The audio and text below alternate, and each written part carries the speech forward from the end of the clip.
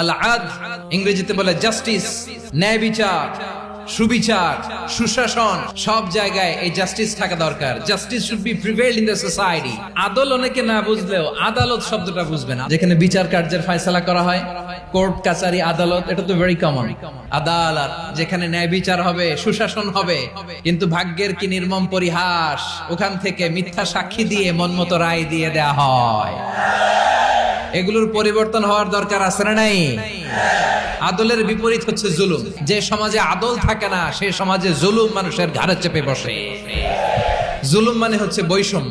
বৈষম্যের স্থান ইসলামে নাই, অবিচারের স্থান ইসলামে নাই। আল্লাহ তাআলা বলেন হাদিসে কুদসিতে, ইয়া ইবাদি ইন্নী হারামতুয যুলমা আলা নাফসি ওয়া জাআলতুহু বাইনাকুম মুহাররামান ফালা তাযালামু। আমার গোলামেরা শোনো, নিশ্চয় আমি আল্লাহ তাআলা জুলুমকে আমি আমার উপরে হারাম করেছি, অনুরূপভাবে জুলুম করাকে তোমাদের উপরেও হারাম করেছি। ফলে ফালা তাযালামু, তোমরা একে অপরের সাথে জুলুম করো না। নির্দেশনাটা কার?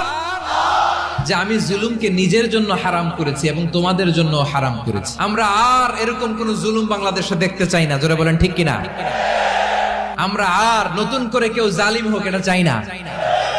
নতুন করে আবার কেউ ফ্যাসিস্ট হোক আমরা চাই না। এক দল আরেক দলকে নিশ্চিহ্ন করার রাজনীতি করুক আমরা চাই না। আমরা সুশাসনের বাংলাদেশ চাই। আমরা বিশ্বের বুকে সম্মান নিয়ে মাথা উঁচু করে দাঁড়াতে চাই। ঠিক কিনা বলেন? আল্লাহ তাআলা আদলের আদেশ দিয়েছেন, সুশাসনের, ন্যায় বিচারের আদেশ দিয়েছেন। ইন্নাল্লাহা ইয়ামুরু বিল আদল।